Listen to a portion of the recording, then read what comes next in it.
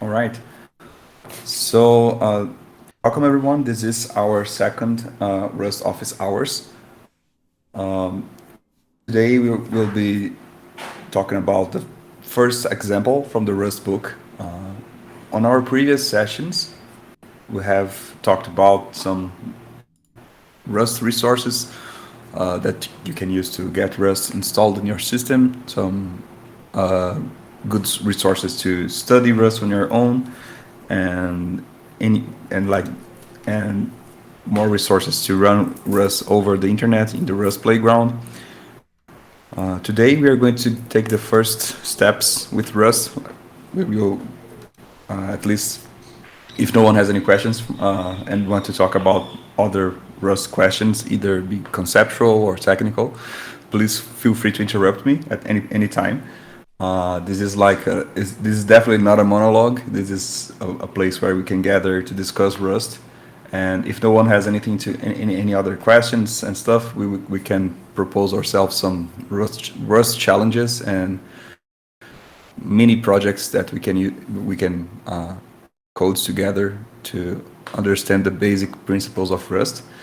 And yeah, I've talked before, but currently Rust has been an interesting language of choice because it's going to be the main language to write substreams. So, but before we get to substreams, I think it's important to practice and to understand the principles. As substreams are a little more advanced in terms of project management, compilation, and execution. So for today, I think it would be nice to practice a very simple terminal-based program where we get to interact with the user over the terminal. So, does anyone has any questions about Rust, about how to get started, how to get Rust installed on your machine? Please feel free to send any messages to step up and talk in the call. Yeah, go ahead. I'm not looking at the chat now. I not even know which. Oh, here the channels. Okay. All right. If anyone, I won't be looking at the chat, but if anyone has anything to that I should interrupt my presentation, please tell me over voice because I'm not actively looking at the messages. Yes, please interrupt me at any time. Okay. So this is I have a terminal on my left side and a browser window on the Rust book, visiting the Rust book on my right side. And this is I think it's the first chapter, which is programming a guessing game. So the first chapter probably got you started with Rust, where you can install it on your system, and you can do some Hello World examples and some Hello Cargo examples. So Cargo is the tool that we use to manage our projects, to create them, to compile them, and you can even use Cargo to add dependencies and manage the dependencies of your project now. So it's a very convenient tool to help you work with your Rust project. If you follow the steps, you have both the Rust compiler and Cargo installed in your system. So yeah, so let's start. The first part here is on the Rust book is setting up a new project. So it tells you to run this cargo new, and then the name of the project, which will be guessing game. So I'll just create a new folder here. So let me go to my temporary folder, Rust Office Hours, and then we can create our new project. Is my screen visible to anyone? Do you want me to increase the font size, or is this okay? Okay. It can be All right. just a little bit more. I don't know, Larry. Yeah. I'll try to. Yeah, it's not a problem. I just need everyone to see what I'm typing, and Alright. it's more important than anything else. So, okay, so just close this. So yeah, as I said, Cargo is the tool we use to create our new project. We can just Cargo new and the name of the project, guessing game.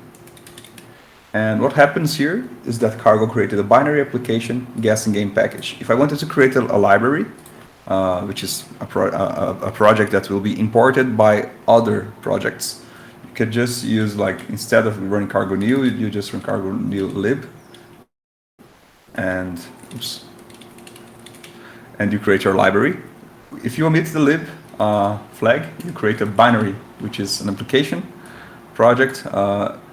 They are not that different in code, and you can either have a project that's both binary and library. You can export, when you compile it, you can get both a library and a binary. So it's very flexible, and it's very easy to change after you initiate the project. If we take a look at the files, so I'm assuming this is the first time many of you have ever saw a Rust project. I have this, the guessing game directory, and I have two files. I have the cargo toml file, which is the project manifest. It's similar to a package JSON file from a Node.js project, and I have a main.rs file inside the source directory. So this was created automatically for us by Cargo, and we can take a peek on both of those files. So I'll show what's inside the cargo toml file. Let's just move to that directory first. So I'm here on the guessing game directory and that cargo.toml. So here's the manifest file that was created automatically from by Cargo. Let me just, yeah, this is fine. This is line 6 has been chopped here. So it contains all the basic information about this project. It's like the name of the project, the version of the package. It starts at 0.1.0. The edition, which is the Rust edition that we are using. Rust doesn't have, you don't have Rust 1.0, you don't have Rust 2.0, you don't have, I think they made a statement that there will never be a Rust 2.0. Rust has editions. And editions lets you understand what features to expect from the language itself. The previous edition was Rust 2018, and the current version is Rust 2021. And it's not very hard to migrate from one version to the next one, from one edition to the next edition. Yeah, it's basically the main difference between Rust to 2018 from 2021 was some keywords and the way that Rust deal with anonymous functions, but that's not the case here. Let's not focus on this. And we can see that we have a dependencies table, which is empty because our project is brand new. It doesn't have any dependencies yet. But if you want to add dependencies like third-party libraries or local projects as dependencies, we would use this part here of the toml file. So this is just a basic empty manifest. And let's take a look at the second file that was created for us, which is the source main file. So, and it's a pretty simple hello world example. So whenever you create a new project with Rust, it creates an empty hello world program for you. So let's just watch this. Let's just invoke this command. So how do we compile it? We have the Rust source code. How do we get that into a program? So you just need to, whenever you are on the base of your repository, you just run cargo build. And if you run this, it will compile your Rust project. And you might have here, if you ls again, you can see that you have a target folder that contains the target of your compilation. So if you run again ls target, you can see a debug folder because we have built our project in a non-optimized way. We call this a debug build. If I wanted to build this project in a very efficient way for a release, I would say cargo build release, and it will compile it. It will take a little longer to compile, but the end program will run much faster than a debug build. And it's the intended way to release a project, is to build with the release tag. So I want to do this now. I just want to focus first on running the program that was built. So if we do an ls target debug here, we can see that there are many different folders, but we can see that there is a guessing game file here, and this is our application. This is our binary. So if you run target debug guessing game, we will get the hello world message. This is a lot of commands to get to see our program run. There is a shortcut that it is cargo run. So whenever you do you summon the cargo run program, the cargo run command, it will compile and run your project. So this is the hello world. So hello world example. So whenever you make changes to your source code, you do a cargo run or a cargo build, and then call the program. You get to see it running. So let's try to just change a little stuff here. I'll open my editor in this folder. Let me just change the looks of it to be slightly distinct from the terminal. So I have here my main.rs file. Let's import it here.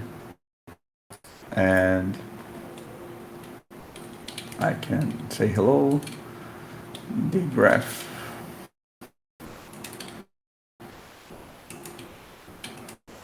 Protocol.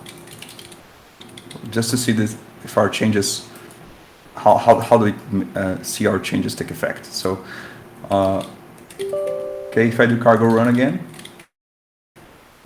I can see that it prints on the screen, hello, the graph protocol. So this is how you make, this is the basic Rust development cycle. You make changes, you do a cargo run, or you do a cargo build to make your changes into the binary, into the final target of your compilation. For substreams, it is a little bit different because we are not creating a binary for the host system. We are creating a WebAssembly artifact. We are compiling the Rust code into a WebAssembly program, and this program will be handed over an executor in another program, so it will run. So it's a little bit different, but not that different. We will still be using cargo, and it will still be using the same Rust source code as usual. So cargo is a very powerful tool because it lets you build projects of many different sorts and to many different target architectures and stuff. So yeah, this is the basic hello world experience in Rust. You create a project and you do a cargo run and you see the hello world. You can tweak it as much as you want. Does anyone have any questions up to this point before we continue to make our guessing game?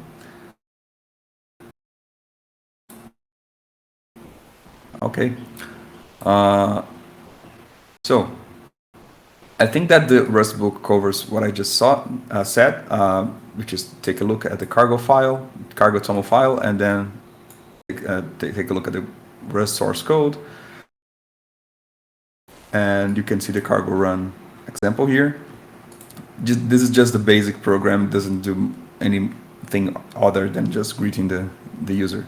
So let's go to this section here, processing a guess, and we'll just make this a little larger. Yeah. So the first part of the program will ask for user input. So to process that input and check if that input is the expected form. To start, we allow the player to input a guess. Enter the code in listing 2.1 into source main. So okay, yeah, this is I'll not copy paste, I'll just type so I can have a chance to explain what each line is doing here. So let's do this.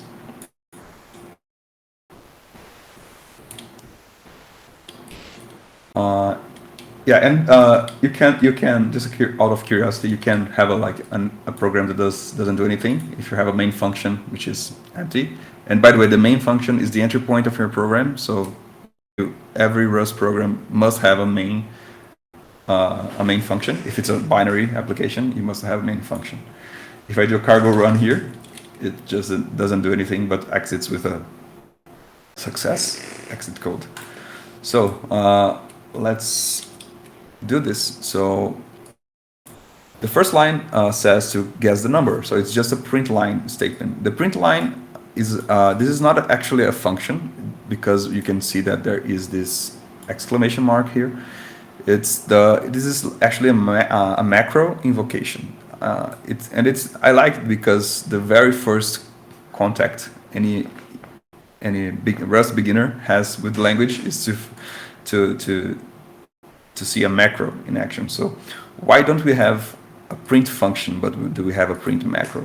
It's because the print line macro can have multiple arguments. So you can pass parameters to format your output string. So I didn't show this in the example, but that's the only reason. And it is required because Rust functions, they have a fixed number of arguments. You don't have a variadic number of arguments in Rust functions. But you can use macros to simulate that. And what happens is that in compile time, macro will process your whatever is in its as its arguments, and will generate Rust code to handle all those arguments. So we will visit macros a lot later. We can even write our own macros, which is very convenient. But for now, let's just assume that the sprint line macro works exactly as any console.log or print function from other languages. And let's just print this. So, okay. Print line. Our name is guess the number.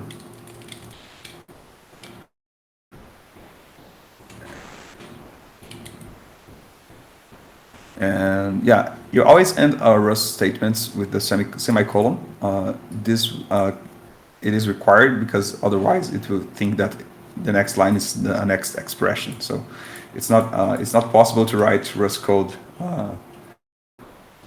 that way. So I'll just try to add a second print line here, and then I'll remove the semicolon so you can see that the compiler will complain about it.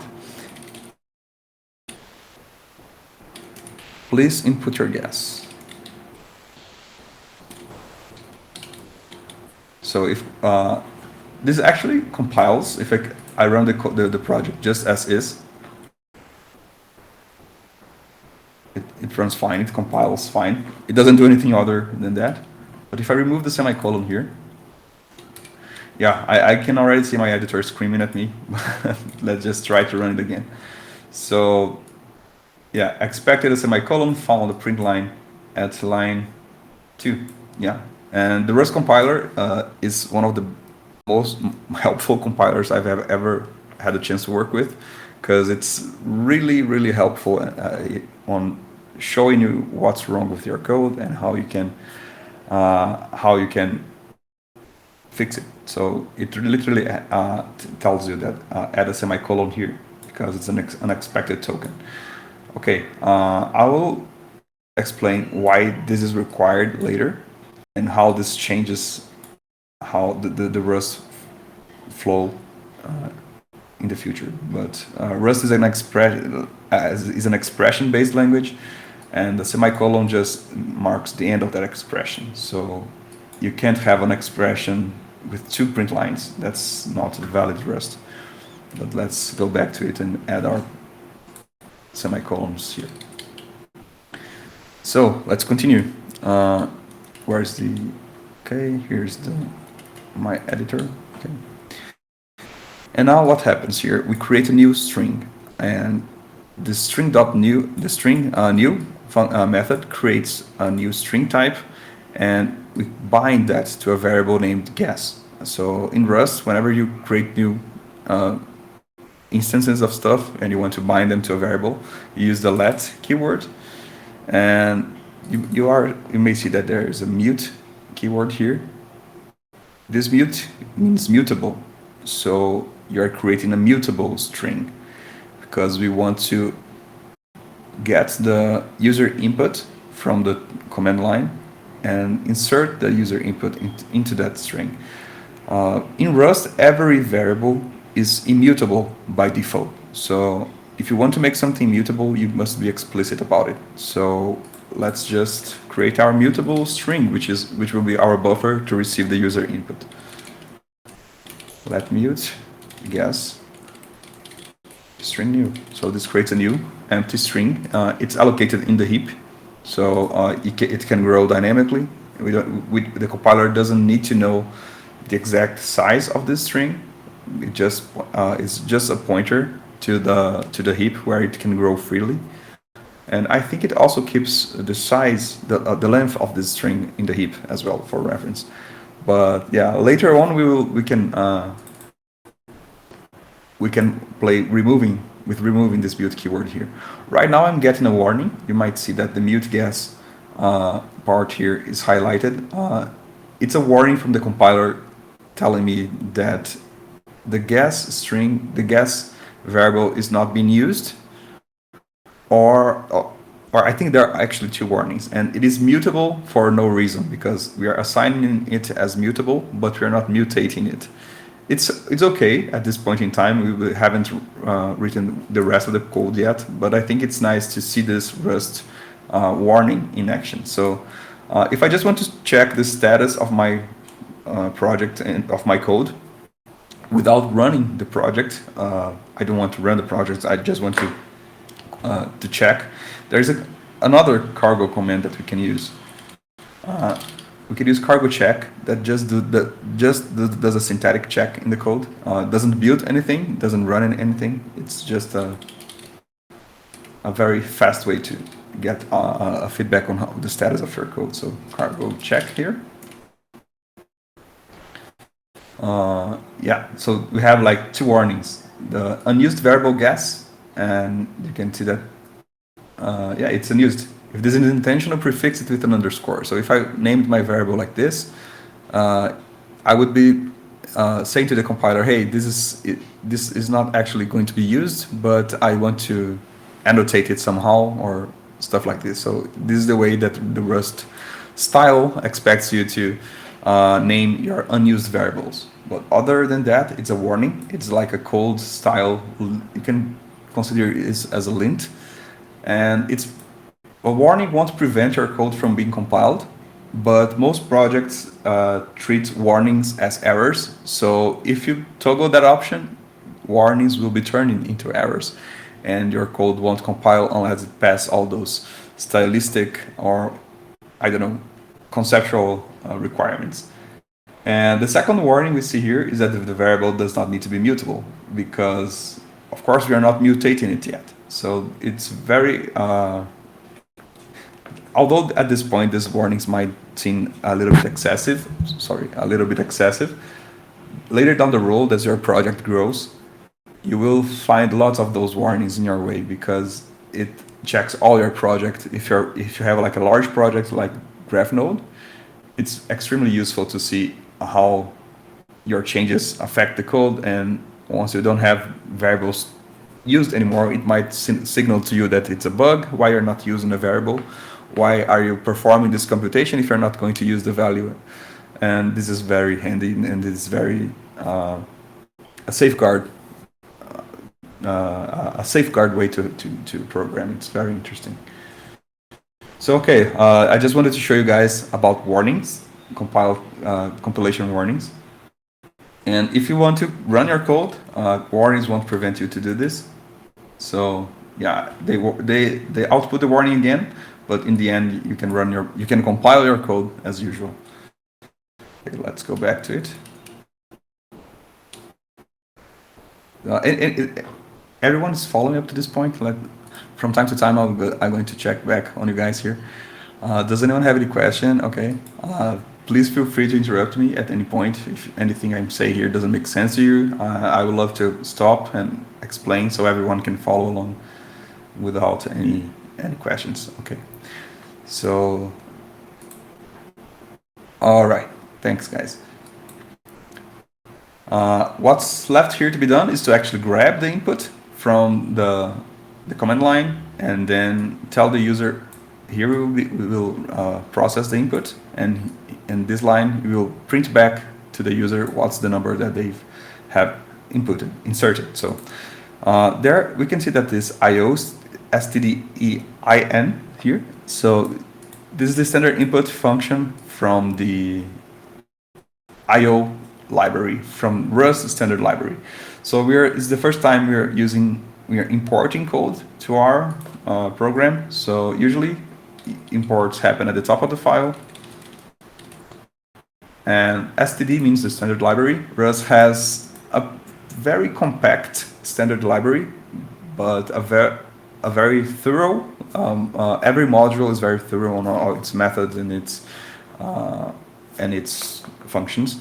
So although there are not a lot in the standard library, what you have is very convenient and very ergonomic to use. So the I/O module contains lots of stuff, file that lets you interact with most of the impure things, the I/O in the I/O world. So input and output related, they're mostly here. So the function that we're going to use is, I think this is standard input here. I'm not sure what type it creates, but we can inspect that later. It has this readLine function, which takes as an argument a mutable reference to a buffer where we will store the input that is collected. And then we have this expect method here that has a string saying failed to read the line. I will explain what this expect is in a moment. I just want to make this code run so everyone can actually see the program doing something useful, like showing what I just typed, if you consider that useful. So what we do here at I/O, which refers to this very I/O here. So I'm importing it here and I'm using it here. std in dot readLine. And it's expecting one argument and found 0. So the argument it is expecting is a mutable reference. But before I go any further, I like to halt here, and I want to show you guys how to consult the Rust docs. I'm using a language server here. It's like a custom editor. It's maybe not be your current setup on your system, but if you have Rust installed, then it probably means that you have the RustUp tool installed on your system, and it does have a docs command. If you just run RustUp docs, it will pop up a browser window here with the Rust documentation. So this is actually on my system. As you can see, it's like it's on my file system, and you have all the references that I said on the last class. You have Rust by example. You have the Rust book. I'm actually following from the web, but you have the Rust book on your system. You have the Rust by example, and I'm not sure, but I think the Rust links course is not on your system, but there is a link to the repo. We might get into Rust links exercises in the next sessions, but you also have the Rust standard library here. It even has a search box here. It might be a little hidden here, but if you click on the standard library, or if you make a search here, let's search I'll just search anything, and it's an empty string. So this is the Rust documentation, and you may find it's similar to other Rust projects documentations, because in Rust the documentation is produced from the code itself.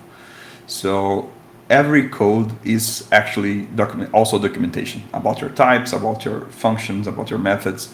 Everything it can be compiled into documentation, and all the Rust projects, all the Rust third-party libraries, they all build to the same types, to the same interface of HTML documentation. So it's very convenient and very welcoming for you to browse other code bases docs, because it's all the same interface. If I open a tab here, I don't know, let me show the Rust, I don't know, a Hyper. I have this docs. Hyper is a Rust HTTP. Oh, not this, it's just docs RS, Hyper. Okay. It's like a HTTP library in Rust, and if I click here, you can see it has the same interface as the Rust standard library, because it's all Rust code, it's all been compiled in the same way. So the point here is that every Rust code compiles to the same documentation interface. So it's very convenient, it's very practical to browse documentation for every Rust project in the same way. So let's go back to the I/O module. So if I just type I/O here, you can see that the standard I/O is what I want. And the module itself has some initial documentation, like a README file. We can go down here to see the functions and what did I just wrote here? It was like std in. Let's just search this instead. IO std in. Oh yeah, that's a function. So construct a new handle to the standard input in the current process. So this part of the code here creates a standard in std in object.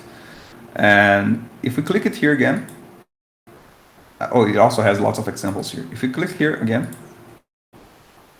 we go to the documentation of this object here, and on the left side here, we can see that there are some methods, and we can see the readline method that we just used here in our code. So back then, my question was, what argument should I use here on the readline? So now that I have the docs, I can check that readline takes a reference to self, because all methods in Rust, they usually take references to the instance that they came from. In this case, a standard input instance. And the second argument, or the first in our case, is a mutable string called buff. So it's a buffer, it's a mutable string. So I do have a mutable string here called guess. So what I have to do here is just pass it as a mutable reference. And this means that I'm borrowing, I am letting this function borrow my variable guess. And I know that Rust borrowing rules might be a little confusing at first, but in this case here, that I'm allowing the readline function to take a mutable reference to my variable, which is defined in this scope here. So this is our scope. This is the variable was created here, so it belongs to this scope. It is, we say that in Rust that it is owned by this scope. And whenever we send it to a new scope, we either borrow it, we lend it, right? Or we give it away. So in this case, we want it back, so we're borrowing it here. So the readline takes a mutable string, and it returns, this is the notation, this is the function signature here. It returns a result with usize. Usize is a number type in Rust, pointer size of unsigned integer type. So it's just a number, but it's wrapped around a result type in Rust.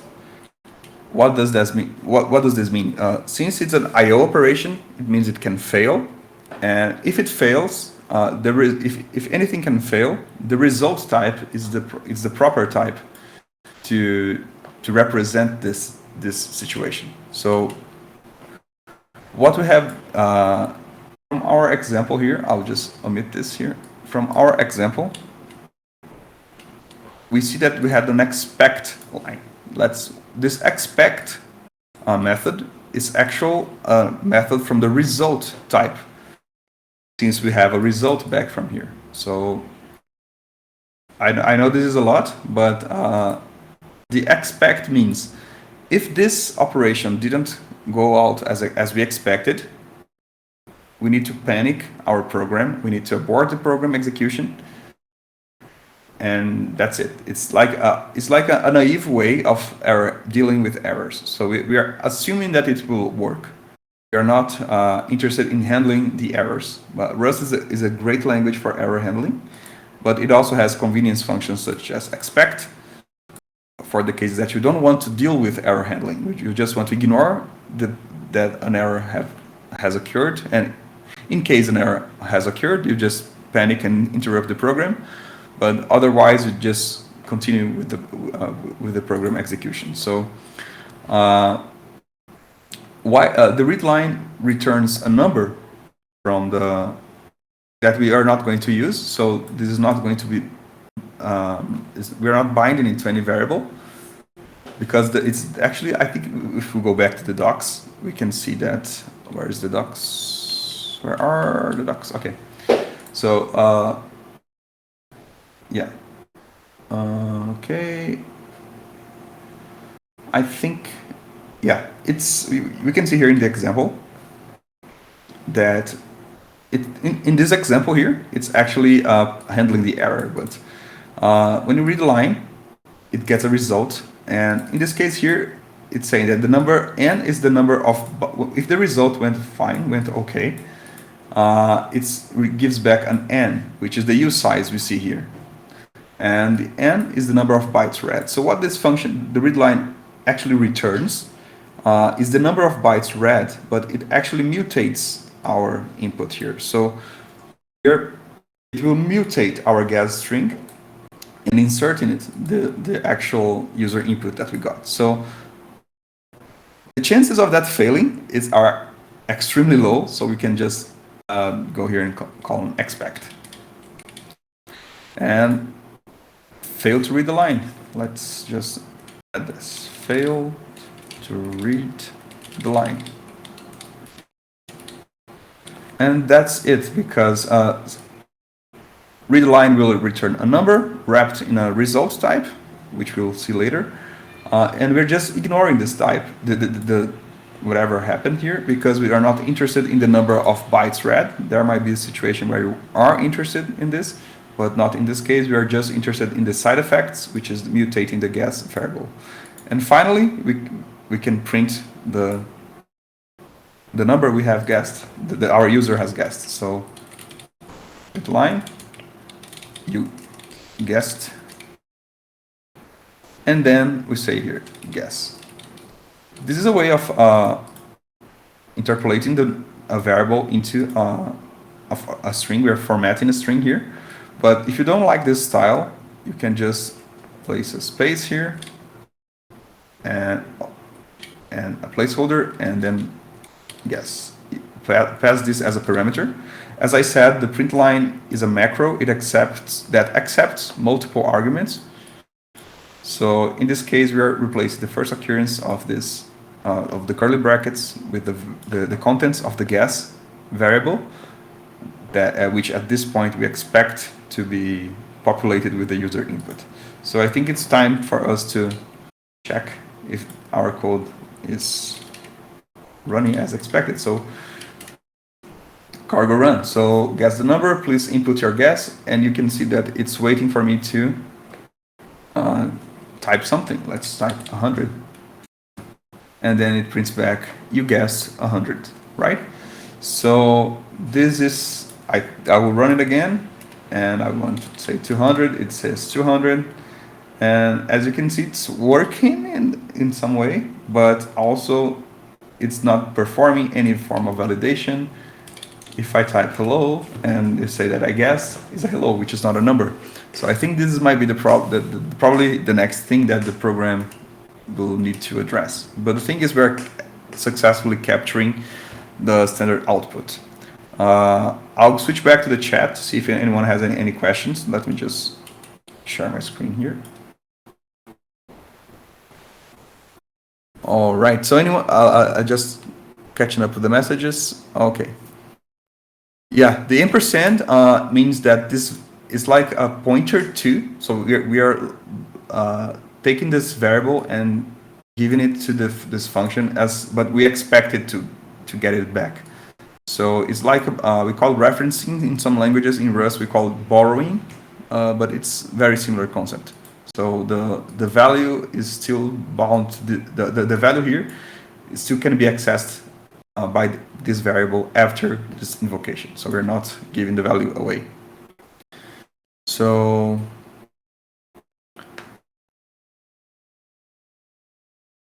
all right, I think you guys are already sorted out what's going on here. So yeah, and the thing is, I'm not being deliberate about using a reference or not. I mean, the function signature requires a mutable variable. I know it's kind of hard to read, but here in my on the quick docs that I have here, the function was defined to accept only a mutable reference to a string. So I don't have a choice other than to pass it this way. If I try to pass my variable like this, or like a non-mutable reference, which means that I'm lending my variable, but you can only read. You can only have read access to it. You don't have write access to it. I don't even need to run it. You can see that expected a mutable string reference found a string reference. So it's a type mismatch. So the function is not being used in the way it was intended to. So it has to be mutable, and it has to be a mutable reference. So if I said before, if we try to omit this mutable part here, we can have an error. Let me just try to move this to the side here. Cannot borrow guess as mutable, as it's not declared mutable, which means that you can Rust won't let you mutate a variable that wasn't declared mutable. So that's what's going on here. In fact, it's not actually preventing you from mutating it. It's preventing you from passing this as a variable to the function. So it's preventing way earlier than actually getting to the point of trying to mutate something.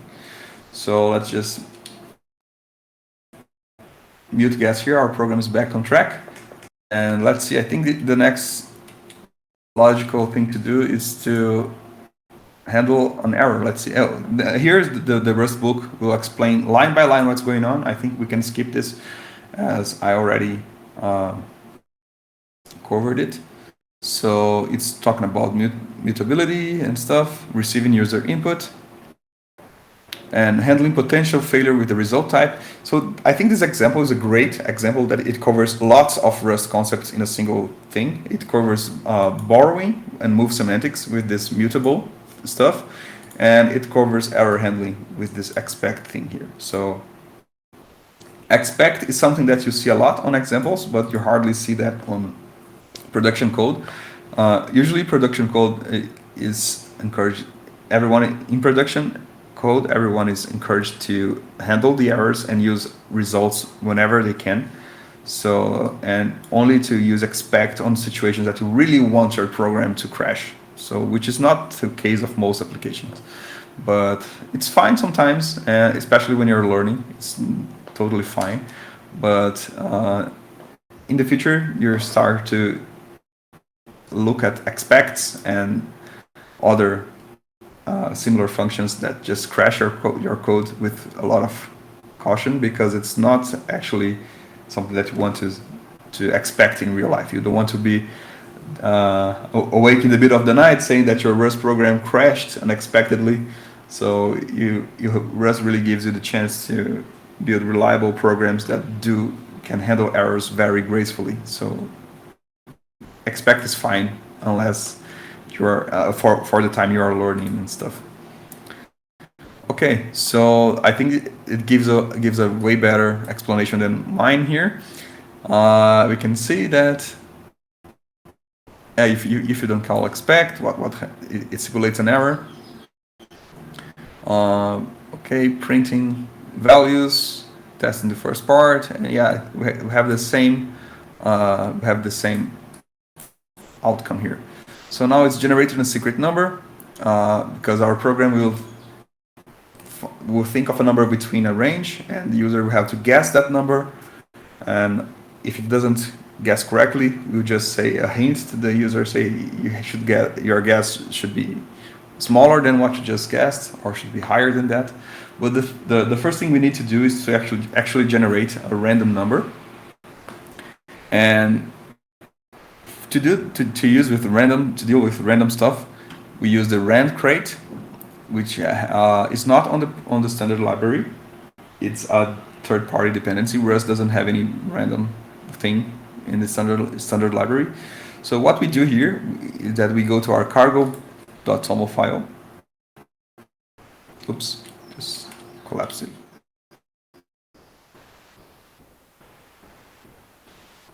What's going on here? Okay, I'll just close my editor. It's crazy. Okay, let's go back to it again.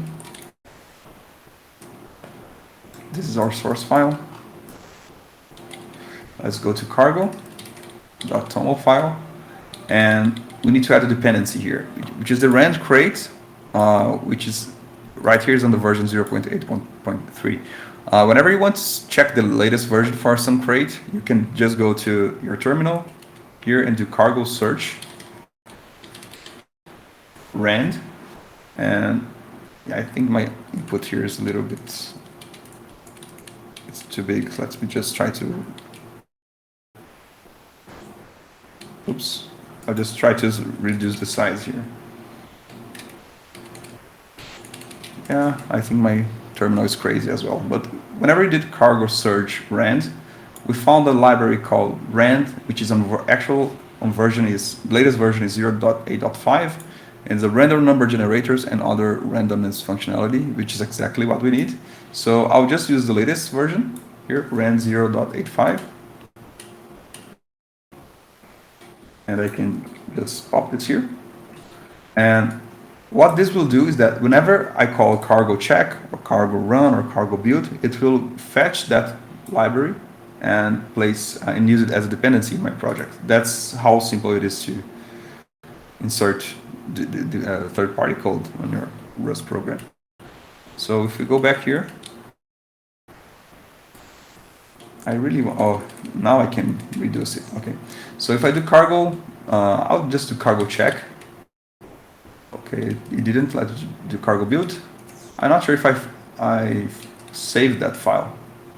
Oh no, yeah. Whenever I did cargo build, it compiled rand, and I think I probably have this on my system that it didn't download it. But those are all the rand library dependencies. So it handled all the dependencies for that third-party crate and compiled that library, and now I can use it in my code. So if I go back to my code, where is my code? And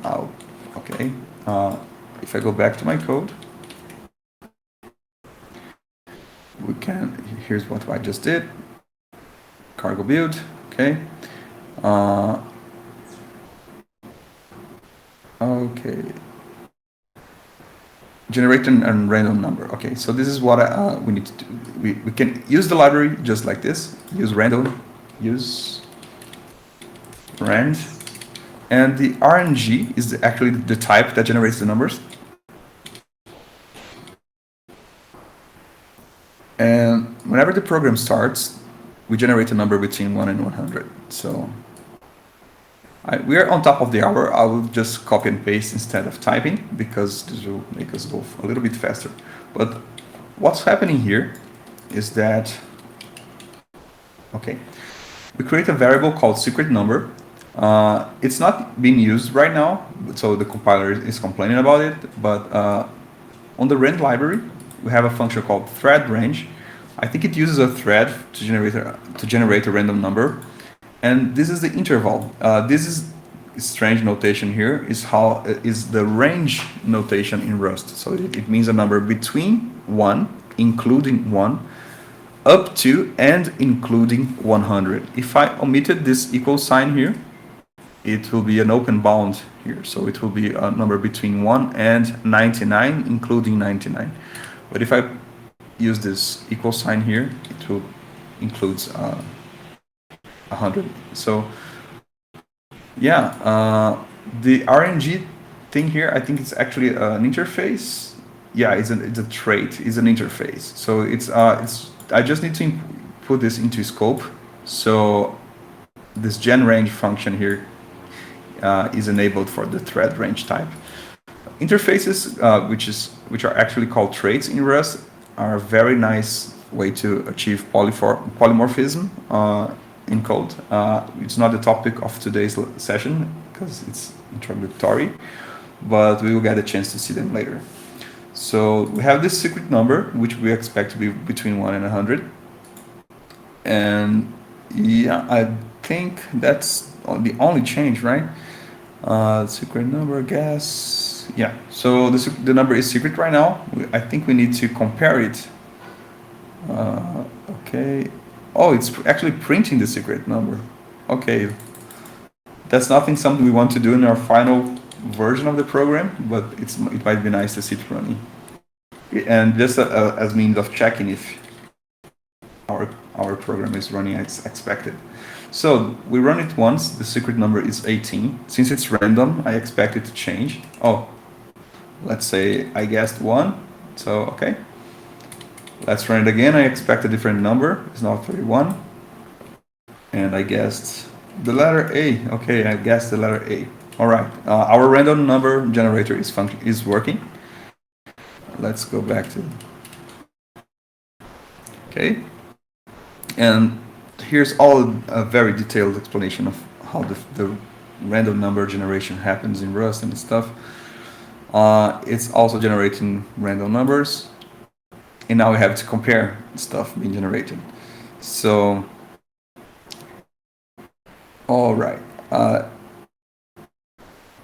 we will go to the comparison stuff here. We could just, after we have the guess value here, this is just omitted. We can compare if the number is equal or not, but the CMP function actually lets you compare two numbers and say or anything that can be ordered. Since numbers can be ordered, we can compare them for equality, if one is greater than another, or if one is less than another. So if the guessed number is less than the secret number, we would we can achieve this. And the match expression is something that's the first time most of you are seeing now. It's how Rust deals with enums. So in Rust type system, you have either structs, which are the record types, and you have enums, which are sum types. So sometimes some types, I mean, it's because they have, in this case here, ordering has 3 different variants. So it's 1 plus 1 plus 1 is 3. It's a sum type, so you can have only 3 possible values out of this. And structs are product types, which means that they are product of their fields. It's a kind of algebraic type system notation that's not very interesting for this context, but it's a very interesting topic on itself. So I encourage everyone to read about algebraic data types. So the thing is, whenever we compare two types, two values that can be ordered, we expect there is no other way, or they are equal, or one is greater than the other. So it's not, there's no escape from this, and this is what the ordering enum represents. So I think we need to import the ordering enum to our project. And it's on the standard library as well. So we can use cd, or it's art, it's CMP. Sorry, it's CMP. Ordering. So this is the ordering. Yeah, struct. This is like it's very convenient when you need to just compare beyond equality. So what we need to do here is compare the secret number that we generated with our guess. But there is a catch. You might see ferrets here with a question mark. Something's is not quite right on this code, and we are just about to see it. I know we are on the top of the hour. Many of you might have other appointments. I think we can resume this next time we meet. I will share this link here with you guys. I think we are on this part. Yeah, I'll share with the anchor so everyone can follow along. Yeah, I would just leave this as a cliffhanger with a compilation error here. Let's say what's going on here and why this code won't work. So, and I will remove this, what's the secret number is, just for make things interesting. So this code won't actually compile, and that's why the ferries, which is the Rust mascot here, looks confused. And the error message that we're gonna get here is like cargo check. Oops. Yeah. The error message here is mismatched types. We expected the struct string but found integer. So Arguments to this function are incorrect. I can't compare a string to a number because it's attempting to compare to stuff. Rust strings are actually arrays of UTF-8 bytes, so they can be compared with each other. But the thing is, we're trying to compare values from different types. And the next obvious thing that we need to do is to convert this string, which possibly carries a number represented in it, to an actual number type. So I think that since we don't have much time left, I think we will leave this to our next encounter, and then we can learn more about how to transform strings to numbers and what to do when a string can't be transformed into a number. So since when I ask for the user input, I can type a string saying hello or my dog's name or anything but not a number. So I think it will be a nice case where we will use error handling with the user input and not make our program crash when a user enters an invalid input. So we can decide when the program should crash, and we can decide when the program should handle the error gracefully, send a help text to the user informing it, hey, you should have sent a number and not any letters, not the spaces and stuff, until the user sends a string that can be parsed as a number, and then the program continues its flow. So it will be a lesson on code flow, on comparisons, and on error handling. So I hope we are all here again next week. And I think that's it for today. I'll be on the staging chat or in the Rust channel. Sorry, I'll be on the Rust channel for the next hour to help anyone who wants to ask any question about Rust and stuff. But I think that's it for today. Thanks everyone for joining, and see you guys next week. All right. I think that the next Rust office hours will be in 2 weeks. I think that the next week we won't have office hours, but in 2 weeks from now, which is on day 7th, on October 7th, we will have next Rust office hours. All right, and please feel free to reach out on Discord, on the Rust channel, or anywhere else you'll find me. It's always a pleasure to talk about Rust and stuff. Right? Yeah, that's it. See you all guys on the Rust channel.